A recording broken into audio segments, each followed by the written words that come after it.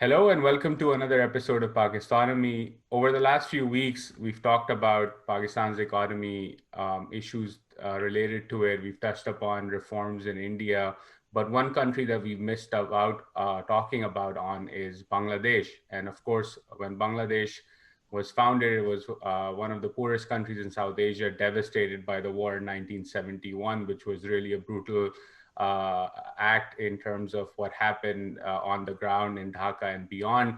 And so, to talk about what happened in Bangladesh since then and what has led Bangladesh to becoming an export powerhouse, we have with us Syed Yusuf Saadat. He is a senior associate at the Center for Policy Dialogue in Bangladesh. He's an economist who has a deep understanding about economic policies and what sort of policies are needed to generate growth, and has worked with several international organizations, including the UNDP. He's also co-author of the book titled Youth Employment in Bangladesh: Creating Opportunities, Reaping Dividends, which is published by Palgrave Macmillan. So, Yusuf, thank you so much for taking out the time today and joining us here on Pakistonomy. Thank you, Uzair. It's a great pleasure to be here. I want to touch upon and start off this discussion with this what happened in Bangladesh. So we look at 1971 and the post-independence years. There was political instability, there was economic instability, but since then, Bangladesh really has become an export powerhouse and has become one of the fastest growing economies in South Asia.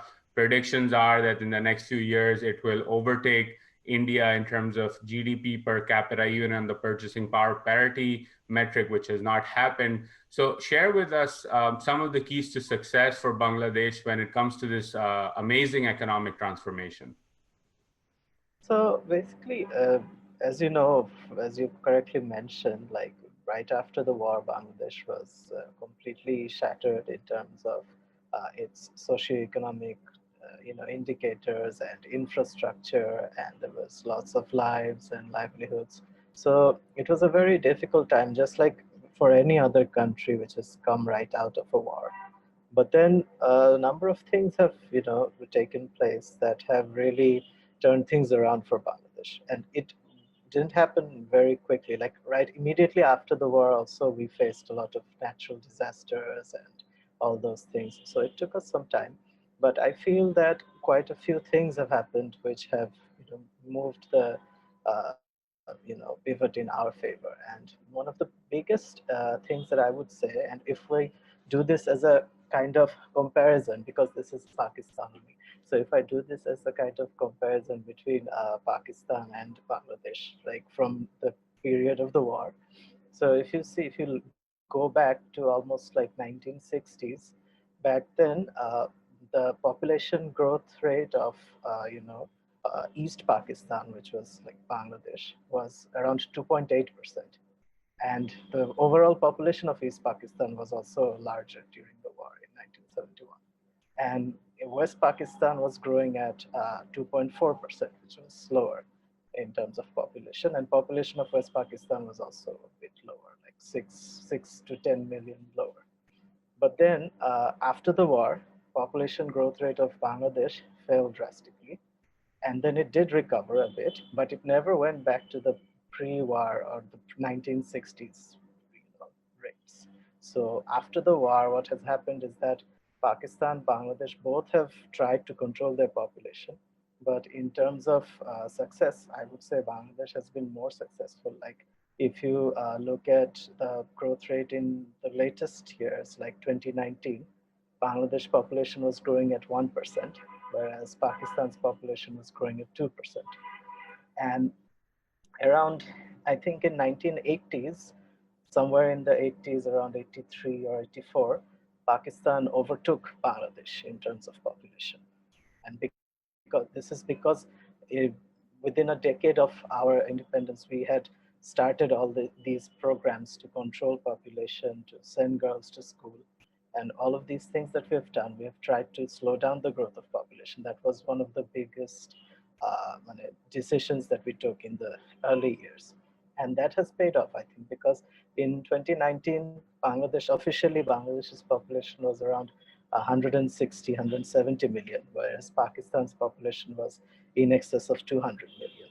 So that, I think, has worked in our favor because resources, as you know, are limited, and Bangladesh is a very small country. Like, it's basically smaller than many American states like Alaska or California, but it has almost half of the people of the United States in that kind of a small place, right? So controlling population, I think, was very important for Bangladesh.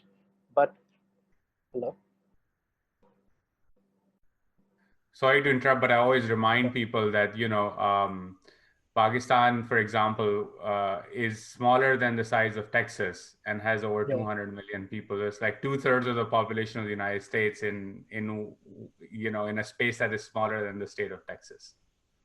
Yeah, but even Texas is quite large for us. It is quite large. Yeah. Yes, exactly. Yeah. Bangladesh is much way smaller than Texas, and also even Bangladesh is quite big in terms of population. Maybe not 200 million, still 170 million is quite large. Nevertheless, I think that worked in our favor, controlling population. But even though Pakistan overtook Bangladesh in terms of population in the 1980s, but Bangladesh still managed to have a larger labor force and almost till mid 2000s. So even though Pakistan had more people, Bangladesh had a higher labor force participation.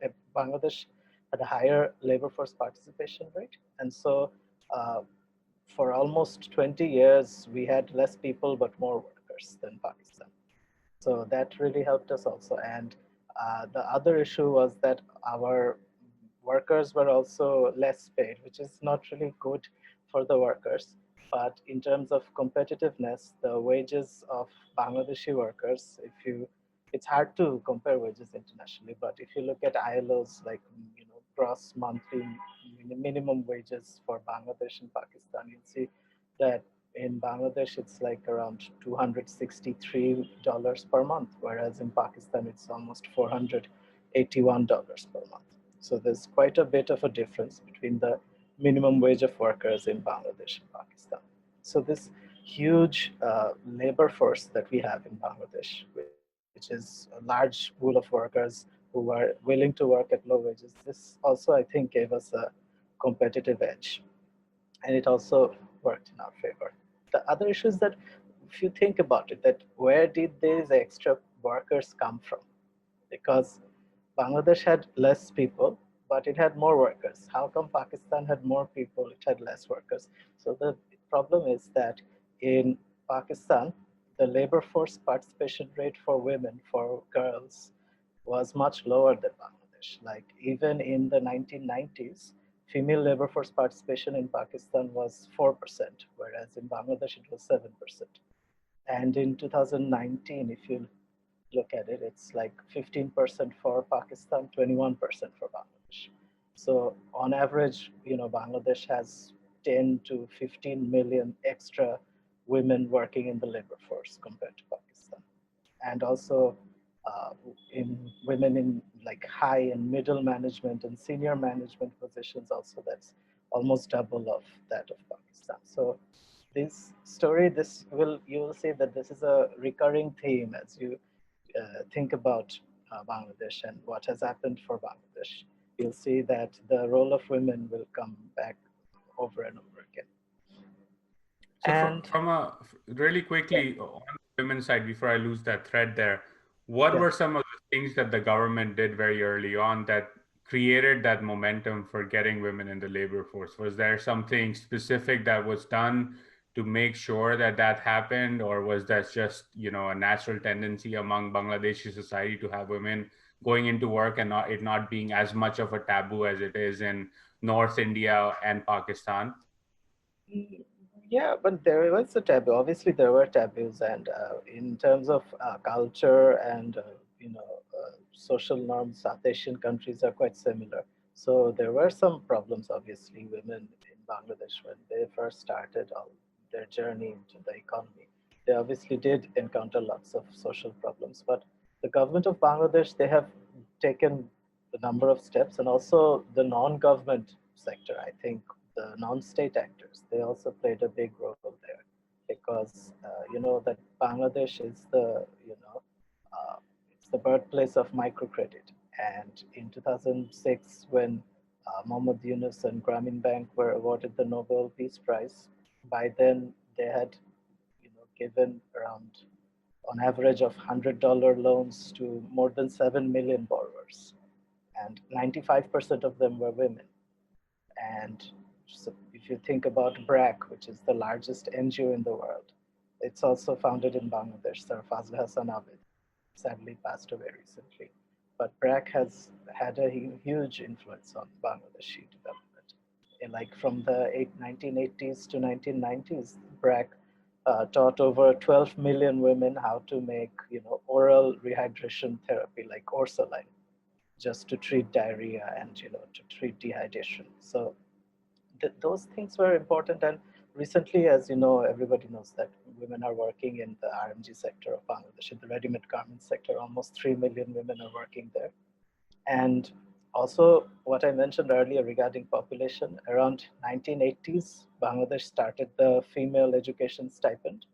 So it's a female secondary education stipend where girls are paid a nominal sum of money for just being in school after they finish primary school. So from grades 6 to 10, if girls are staying in school and if they have like 75% attendance and 45% score in their exams, and if they stay unmarried, then they will get a nominal amount of money from the government. And right before their secondary school exams, like when high school graduation exams, they'll also get some money for buying books and for exam fees. So that, I think, was a huge success. It was one of the most successful safety net programs that Bangladesh has taken, and that helped really to increase, education and empowerment of women, and also to slow down fertility rates, delay marriage, and all these, benefits. It's not just education; it's a whole host of benefits that came from there. Oh, okay. So that's interesting, and I think the stipend one sort of makes me think about another question that comes up particularly in Pakistani discourse, and it is linked to economic growth and transformation as well, which is the role of corruption in society. And so when Right. I look at international indexes, look at Pakistan, look at India, look at Bangladesh, like it is pretty evident that corruption continues to be a problem. In Pakistan's case, the debate has been that corruption is like one of the biggest things that is holding the country back, and there's a huge debate about it.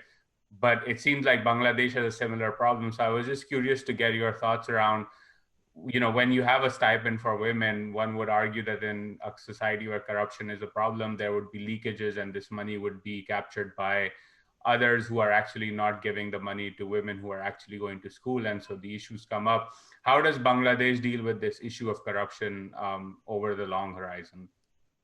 Okay, so in specifically regarding the female education stipend, I'm not sure how the government actually minimized leakages and those things. But in general, what you mentioned is correct, that we do have a problem of leakages and selection of beneficiaries when we go for safety net programs, because most of these are targeted for a particular group of people and it's not universal. So sometimes we do have those problems, but in general, I think this program had something related to the school. And so it was harder for people who are not, like, you cannot just come and say that I want the stipend. You have to be a girl in a school and you have to be attending the classes. So those things, it was connected to that. So I think it was harder for people to just come up and say that, oh, I also want the stipend, or I am eligible for the stipend. Like in other cases, it's much easier, I think, in other safety net programs. And in general, I think in both Bangladesh, Pakistan, in many developing countries, corruption is a big issue. But if you look at the data, then you'll see that recent indexes, like there's this worldwide governance indicators, which the World Bank is calculating. So they have a host of indicators. From there, they make 6 indices. One of them is the control of corruption index. So that index is like from 2.5 to minus 2.5, and higher numbers mean that you are doing better in terms of controlling corruption. So in the most recent data, you'll see that actually Pakistan is doing better, slightly better than Bangladesh in terms of controlling corruption. And if you look at the other governance indicators, out of the six, three of them, like control of corruption and government effectiveness and regulatory quality, in these three indices, Pakistan is doing slightly better than Bangladesh, whereas Bangladesh is doing slightly better than Pakistan in terms of voice and accountability, political stability, and rule of law, right? But the issue is that in most of these cases, the differences are very small. The only exception is if you look at the political stability and absence of violence and terrorism index. In that index, you'll see that the difference between Bangladesh and Pakistan is quite substantial. And also, this is, I think, instead of corruption being the biggest problem for Pakistan, I would rather say that maybe terrorism and political stability is a bigger problem for Pakistan. Like if you look at the data for terrorist incidents and uh, deaths and injuries from terrorism, then from 1977 to 2018, between 41 years in between these two countries in Bangladesh and Pakistan, there were 1,682 terrorist attacks in Bangladesh. So that's like roughly 41 terrorist incidents every year. And in Pakistan, during that same time, there were 14,837 terrorist incidents. So that's like 361 terrorist incidents every year. It's like almost Almost one a day. one a day. So it's a huge difference, and this has led to a lot of loss of lives. Also, people have been injured, people have died from terrorist attacks, and these numbers are substantially higher for Pakistan, significantly higher. So I think instead of corruption, I think it's the fact that political stability and uh, control of terrorism, that is where there was a big difference between the countries. I think political stability is for sure very important, right? Even in the peak years of terrorism in Pakistan, which was all the way, I would say, up to 2015, 16, 17, and then you sort of see in that era a decline, which has led to an improved situation. Political instability continues, right? We have an opposition movement in Pakistan about to hold a big rally in Lahore, despite an ongoing pandemic and all sorts of other issues in the system. But Bangladesh, when I look at sort of a cursory look at history, there were issues in terms of political stability as well. There were Yeah, coups, yeah. there were issues. So I was just curious to get your thoughts about like what were some of the keys to success in that area where you had the emergence of a stable political order, albeit some will argue that it is a one party state and there are issues with that, but it is a stable order. And so I was just curious to get your thoughts around how that journey was made successful in the Bangladeshi case. Yeah, so in the case of Bangladesh, like I was saying, that obviously the control of population, the cheap and abundant labor that we had. And apart from that, we also had an advantage over Pakistan in terms of trade, international trade, because you mentioned about export powerhouse. So in terms of trade, I think when I looked at the data and I was curious that in terms of revealed comparative advantage, so it's just an index which shows competitiveness in terms of producing and exporting goods. So, in terms of revealed comparative advantage, Pakistan has a higher comparative advantage in more goods than Bangladesh. So, Pakistan is more competitive in a higher number of goods. Like if you look at 259 products which UNTAD is listing, then Pakistan has a higher comparative advantage than Bangladesh in 185 products, whereas Bangladesh has a higher revealed comparative advantage in only 74 products. But if you add these up, then you'll see that Bangladesh's sum of revealed comparative advantages in those smaller number of products is much greater than Pakistan's advantage in the larger number of products. So Bangladesh is better at making fewer stuff better than Pakistan. But in those things, Bangladesh is doing significantly better than Pakistan. And Pakistan, even though it can has a more diverse economy, it is not being able to compete with Bangladesh in that sense. So I think in terms of specialization based on comparative advantage, we in Bangladesh we have put all our eggs in one basket almost. So we have specialized in the places where we have an advantage. And also with that, what has helped us is that, as you know, Bangladesh in 1975 was recognized as a least developed country by the United Nations Committee for Development Policy. And at first, they were not very willing to take us in, but then we did try and explain that we meet all the criteria, like, for example, per capita income and share of manufacturing and literacy rate and all those things. So, but they were hesitant because it's such a large country in terms of population. But still, we got in. And once we did get into the least developed country group in 1975, over these few decades, Bangladesh has benefited from a large number of international support measures for least developed countries. And Bangladesh, among all the 48 or 47 LDCs, Bangladesh has the highest utilization rate of preferential trading agreements among all the LDCs. So no other least developed country has been able to take advantage of international support measures better than Bangladesh. And these support measures are like duty-free, quota-free access to some important markets such as European Union. Then we also get benefits under WTO's trade-related intellectual property rights. So TRIPS agreement, we have a general waiver and also the pharmaceuticals waiver, which helps the pharmaceuticals industry to produce any goods without worrying about intellectual property rights. So these things have, I think, really helped us, and it has really boosted our exports. What are some areas where now you look at, obviously Bangladesh ready-made garments plays a big role. Recently, there were stories about Samsung beginning to assemble its phones in Bangladesh. There's been a lot of talk about promoting technology and IT sectors within the country. What are some sectors that you see now that Bangladesh has become a powerhouse, has started attracting more and more foreign direct investment? What are some future areas where you see Bangladesh being able to not just keep its eggs in one basket, but actually look at other baskets as well, where it can actually outperform the rest of the world as well? So obviously, like pharmaceuticals has a huge potential for Bangladesh.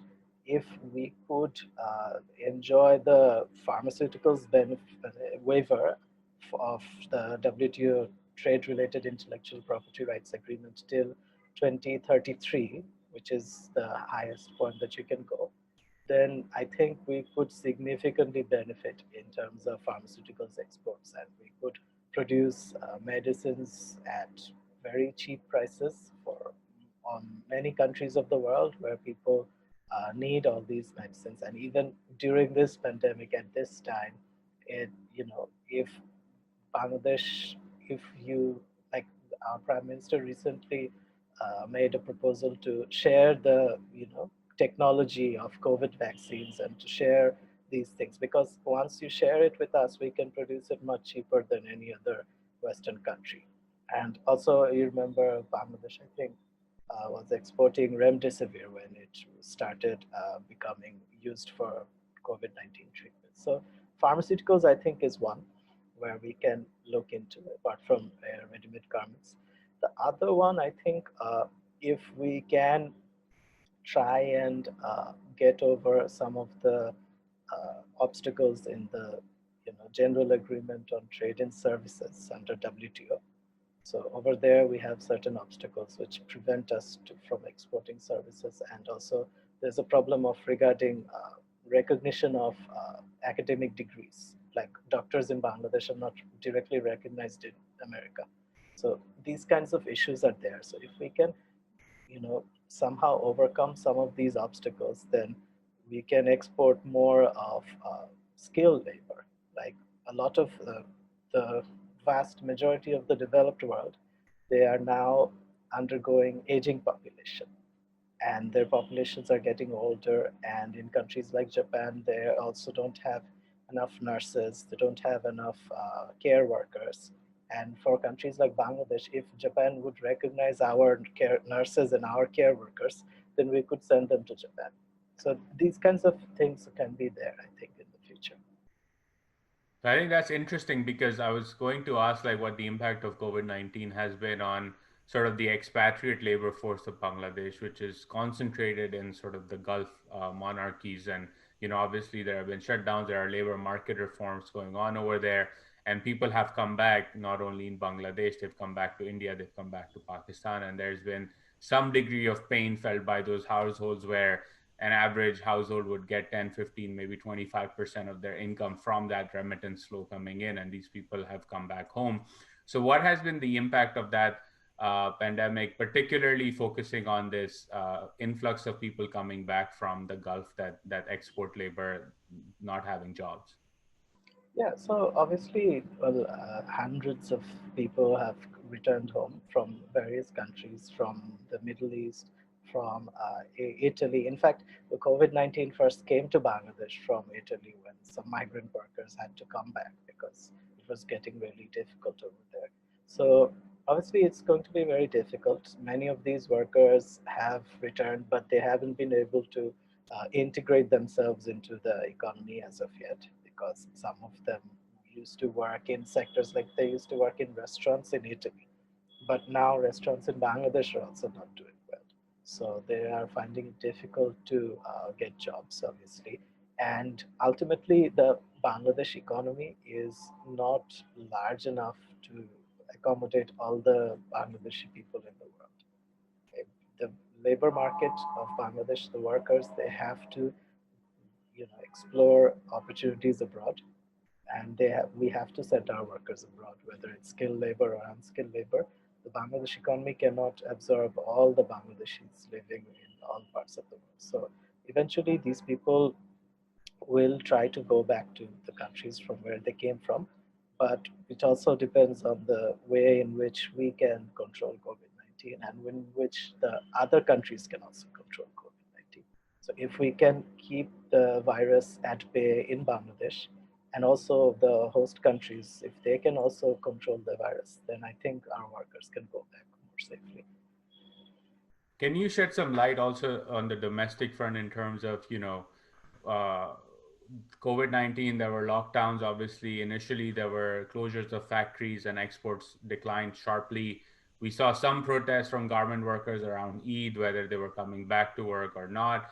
But then, very quickly after that, Bangladesh started exporting PPE, and its sort of export industry slowly coming back to where it was pre pandemic. And the government rolled out several stimulus measures, including talking about food grants and cash grants, etc. So help the listener understand what the slew of COVID-19 pandemic response was from the government in terms of both the stimulus as well as the public health safety measures that were taken to make sure that the economy is running and coming back online while lives are also being saved in the best possible manner. So, COVID-19, in late March, we started seeing cases of COVID-19 in Bangladesh. And as of November, we have more than like 400,000 cases in Bangladesh, and more than 6,000 people had died. So, obviously, it's quite a challenge for us in terms of controlling the virus, in terms of making sure everybody's getting the treatment that they need, and in terms of getting the hospitalization facilities. Because in general, Bangladesh, the healthcare sector of Bangladesh is not the strongest, and even in normal, ordinary circumstances, people sometimes find it difficult, especially in rural and remote areas. They'll find it very difficult to get treatment. So it's obviously very challenging for us, and the economy has significantly slowed down. And like many international organizations have come up with forecasts which are much lower than what we have seen in the last decade for Bangladesh. And our workers have also lost jobs. Like many people have lost jobs. Many people have lost. They've not lost jobs, but they've lost their some significant portions of their incomes. So it has been quite challenging. But the government has rolled out a number of stimulus packages, and also it has offered lots of liquidity support. Most of the stimulus is in fact in the form of liquidity. So there are lots of low interest loans for various groups of industries, large industries, small and medium industries, and also for low income professionals. So it's mostly in terms of loans, because you know that Most of the South Asian countries are quite squeezed out in terms of fiscal space. They don't have that kind of leverage that they're going to roll out huge fiscal stimulus packages like Germany or something like that. So it's quite difficult, but still the government is trying what all that they can. And also, what's happening is that we are going back to work now. We are The economy is slowly, going back to where it was, but it will still take more time, I think. And in most cases, most industries, most factories and offices, the ones which have opened, they have opened on limited scale. So it has not really, we're not completely back to where we were. And in terms of exports, it's not only about us controlling the virus, it's also about the countries who used to buy our products. They also have to be able to control the virus. Their incomes, their jobs have to go back to where they were. Otherwise, the demand for our exports will simply fall. And even if we can produce all these things, we won't be able to sell it to And I think the interest in liquidity one is one that where I sort of disagree, particularly with some of the policies in an India or a Bangladesh, where Pakistan is definitely completely maxed out. Right, it is on an IMF program, about to re-enter it. It was paused, needed additional flows from the IMF, and the crisis hit. Bangladesh and India have excess foreign reserves. They have a better capacity, I would say, to at least roll out bigger stimulus measures on the fiscal side. But one would then argue that if you're under lockdown and the economy is not fully back online, the stimulus doesn't have an effect, the intended effect in any case, because people are being asked to stay at home. So one would hope that as people start returning back more and more, that there are additional measures taken when some sort of normalcy returns. But from your perspective, like, given that this is going to be a long haul, even when the vaccine is out, it will take some time to get it through the population. What are some other risks that you see in the near term that Bangladesh should guard itself against, and make sure that it addresses those issues, given that we're still in the middle of a pandemic? So obviously, what the pandemic has shown us is that people in Bangladesh and people all over the world are really vulnerable, and the vulnerabilities of the poor have come out very strongly during the pandemic. I think all over the world, not just in Bangladesh. And so countries which don't still with this, there are many countries which still don't have a universal social protection program. So for those countries, I think. The vulnerability of the poor is going to be a big problem. And whenever there's a shock like COVID 19, the poor people will straight away go back into poverty.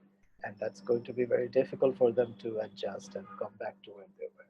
And COVID 19 is just one disease. There will be more diseases. And for countries like Bangladesh, they are very vulnerable to climate change and natural disasters and floods and cyclones. So every time something like this happens, the poor people, the people who are the most left behind, those are the people who will suffer the most. So I think that is a big risk. And in the long run, I think we need to design some kind of a universal social protection mechanism so that we can address these vulnerabilities and so that we can make sure that food security and access to healthcare and education, and even things like water, hygiene, sanitation. Like in the middle of COVID 19, we had a super cyclone coming into Bangladesh, and that completely destroyed huge areas in the coastal regions, and that led to a water sanitation and hygiene crisis, because a lot of the toilets and a lot of the sort of deep tube wells where they used to collect water, those were destroyed. So how are they going to get water, and how are they going to wash their hands to prevent COVID? So those things are a big problem. And there are other issues as well. A lot of other things are coming in the future. Like, for example, if you think about it, we also have to consider that our, you know, our country, our exports, they depend heavily on ready-made garments and on North American and European markets. But ultimately, Bangladesh has already qualified for graduation from these development country status, and most probably in the triennial review next year, they will be recommended for graduation. So once that takes place in 2024, our duty-free, quota-free access to the European market will be gone, and then it will become much more difficult. It will be gone like after 3 years, like grace period, but still, it will become much more difficult for us. So we have to think in the long run as well.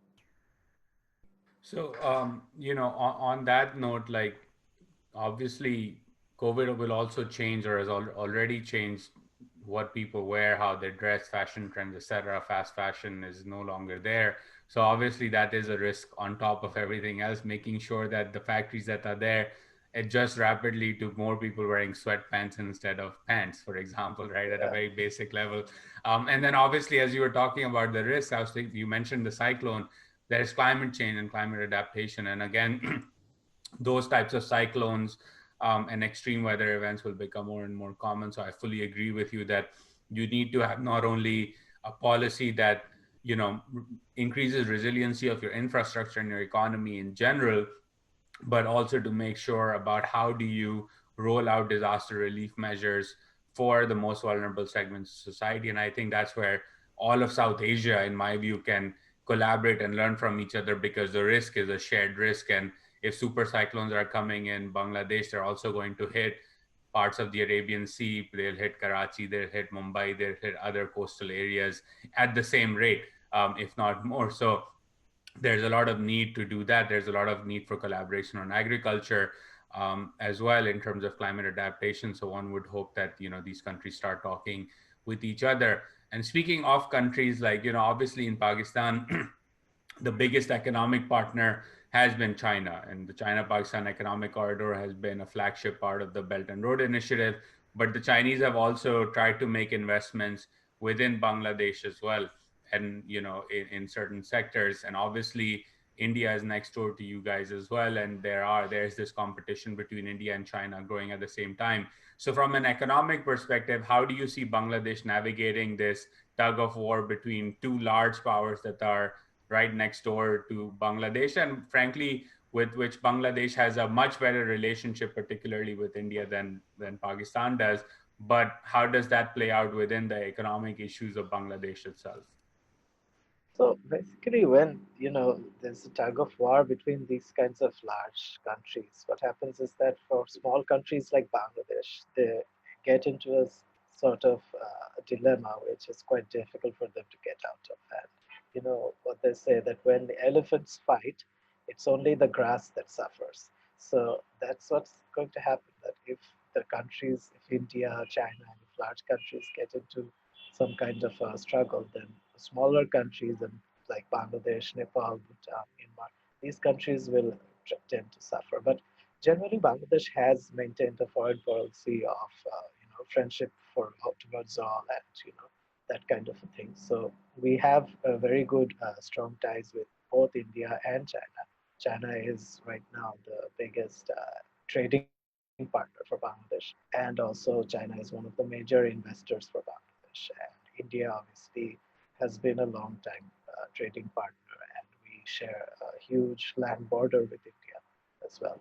So we have tried our best to navigate with as much as we can with prudent diplomacy and dialogue and discussion. But obviously, sometimes it gets very tricky and it gets very difficult. And sometimes whatever is in our national interest is not probably what the other countries are wanting. So it gets very difficult to balance those things out. But eventually, Bangladesh, I think, will have to you know, make uh, be more forthcoming. I think because the economy is growing, and Bangladesh will have more leverage and lobbying power. I think with both countries, because both India and China will slowly realize that the economic potential of Bangladesh is quite significant, and it has already happened. And both of these nations are trying their best to offer better trade deals and better investment opportunities. India has invested also quite heavily in Bangladesh in power in other sectors, and China is also doing the same. And but the issue is that in terms of Belt and Road, since you mentioned the China-Pakistan Economic Corridor, we are also part of one of the corridors in Belt and Road initiative. That's the Bangladesh, China, India, Myanmar BCIM corridor. but the BCM corridor so far has seen the slowest progress in terms of all the six Belt and Road corridors.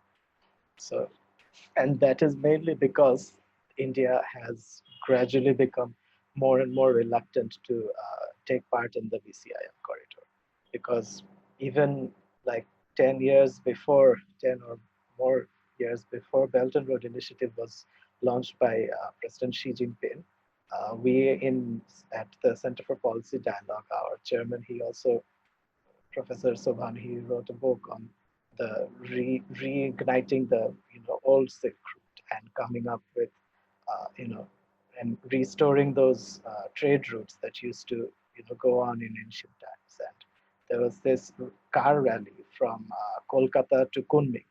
So for demonstration that this can be done, and if we could establish that link from Kolkata to Kunming, a highway and a railway, then it would be mutually beneficial for India, Bangladesh, Myanmar, and China. So these are some of the things that sometimes geopolitical issues, sometimes blockade the common interest of people of the region. So I think it's in our interest. It's also in India's interest. I think if we can get better connectivity into the region, and because COVID-19 has also shown us that a crisis like this, when there is a crisis like this, the whole world economy is now struggling. So if you can trade with your neighbors, if you can trade with your neighboring countries, and if you have land borders that you can take, advantage of, that could be a big thing for all countries, I think. So in the future, I think we need to have, because South Asia is one of the least integrated regions in the world. Our railways, our highways, and all these things, they're not very well connected at all. And I think I read in a study that for Pakistan, it's cheaper to trade with Brazil than to trade with India. So these kinds of issues are there only because these are completely man-made. These are there because we have, you know, built obstacles for ourselves. So we have to get rid of these things, and we have to have a more integrated and more connected South Asia, because that will be better for everyone. And right now, if you look at RCEP, the Regional Comprehensive Economic Partnership between ASEAN and the five big countries in the region. So after RCEP, South Asia is going to be completely left behind. We're going to be economically isolated from the rest of the world. So it's time for us to get together and settle our differences and come up with more connectivity and more trade in the region. Oh, I couldn't agree more with you, and I think like even within the China-Pakistan economic corridor example, it's north-south, and that's good for Pakistani cities because you connect everything from Karachi to Peshawar and into Gilgit-Baltistan, which is great. But for the real potential to occur, you have to have east-west trade, and those were the historic markets. And I often tell people that you can take a map of the whole region and overlay it with population density, and you will very quickly notice that across these countries, the real connectivity is east west, and north south is within the countries, but the real connectivity comes east west. And I think that the legacy of colonialism has held us back for far too long in terms of settling the differences, moving on, and trading more with each other. And I think that would be beneficial. Like one of the things that I found comical but tragic at the same time was that when demonetization happened in India, prices of, for example, tomatoes crashed in Indian Punjab. At that same time, there was a shortage of tomatoes in Pakistani Punjab, but you couldn't trade. And it was like who lost at the end of the day was the Pakistani consumer and the Indian farmer, right? And if you had trade linkages, you would have a more vibrant market in that sense. Right now, Pakistan is supposed to have a shortage of cotton production, and it is also a decently sized textile manufacturer, not as big as Bangladesh anymore, but it needs cotton. India is having a surplus cotton production, but you can't trade and bring the cotton across the border to make the textiles that you need to. It has to come via Dubai, and people use all sorts of loopholes to do that. And I think we can and should move beyond it. And it has been good to also see, I think, in the last few months, Prime Minister Sheikh Hasina has had meetings with Pakistani diplomats, and seems like there are ongoing discussions, at least in the back channel side, to find a way to normalize relations. And I, for one, would be, super happy if Pakistan were to publicly apologize to Bangladesh for 1971 and move on and let us bury the past and let us chart a new course forward. But I think we're not there yet, but one would hope that we get there in the next few years. Yeah, but what has really held back regional cooperation in South Asia is not really the relationship between Bangladesh and Pakistan. It has always been the relationship between India and Pakistan that really couldn't get anything done in SARC.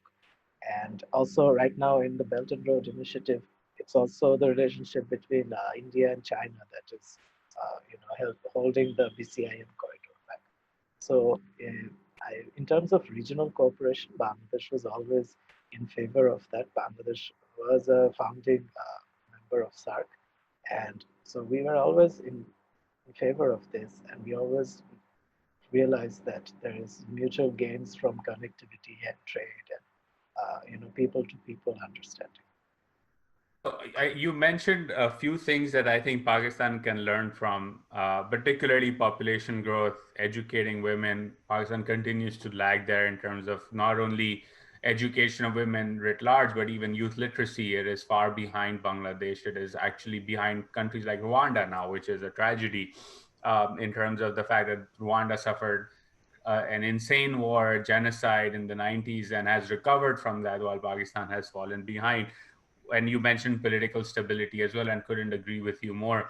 So before I let you go, my last question to you was, when you look at sort of these comparative statistics beyond the ones that you mentioned, are there other things where you would say to a Pakistani audience that, look, if your economy needs to grow and get out of this cycle of regularly going back to the IMF, here are some things that perhaps you ought to look at more deeply as well?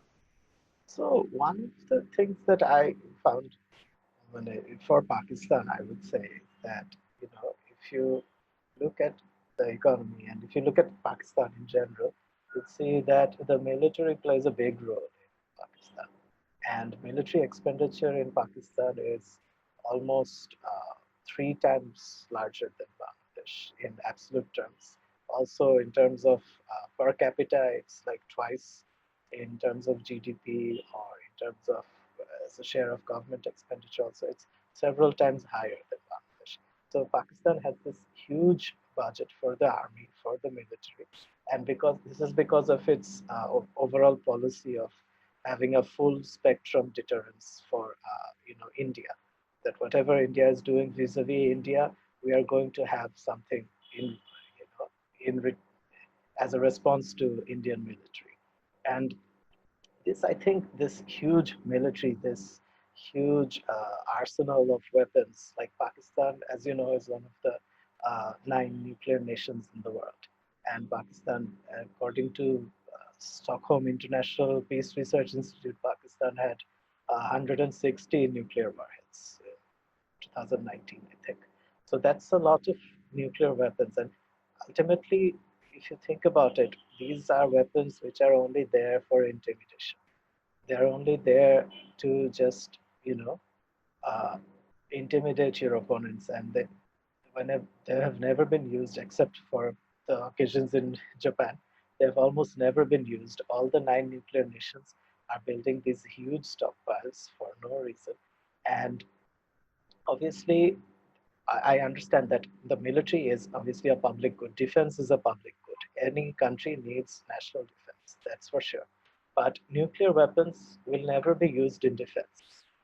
They will always be used to attack and destroy and totally demolish some other country. So uh, I don't feel that nuclear weapons in Pakistan, in South Asia, or even throughout the world are justified. And for Pakistan, it's a huge burden because it's a developing country and it's a huge financial burden also. Like around 10% of Pakistan's military budget is spent on nuclear weapons. So if you think about it, that would be enough. If you look, I also looked up ILO's social protection floors calculator, and I did a small calculation, and I found that with Pakistan's nuclear budget, you could give $1 for to each orphan in Pakistan for 1 year. So that's a lot of money. And all these orphans, all these children, you could have some social protection program for them. You could give them education. There's a lot of opportunities are being lost and just to intimidate our opponents. So we have to ask ourselves that do we live in a world of enemies or do we live in a world of friends? Because if because that is going to decide where we put our money. Yeah, no, I think the Pakistani listener listening to your comments would very quickly respond that, look, we have a belligerent neighbor to the east. Yeah, yeah, yeah. That's And you know, it is one of those recurring things that it's like a catch 22 that in India also has entered into as well now, is that how much, you know, in a low growth economy, how much more money can you continue giving into national defense? And you feel that is important, but at the end of the day, folks have to come to the table and talk things out and make sure that they move beyond some of these issues at some point in time. Because I think, particularly for a country like Pakistan, you have had 2 years of stagnant tax revenue growth. And even when the military has said, okay, we will take only a nominal increase in budget at the rate of inflation, so real terms, it's been flat. The percentage of GDP continues to go up because it is a stagnant GDP environment, right? So I fully agree with you. At some point, you have to talk things out, and one would hope that we sort of go towards some sort of normalization in the near future. But this has been a great discussion. Thank you so much for taking out the thank you, time. sir. Learned a lot from your input, and you know, obviously, super excited about where Bangladesh is headed, and the fact that you know you have a country in South Asia that is doing so well. I think that is great for the South Asian region as a whole, and I think there's a lot that other countries can learn from Bangladesh. So thank you for your time. Thank you, sir. It was great talking to you.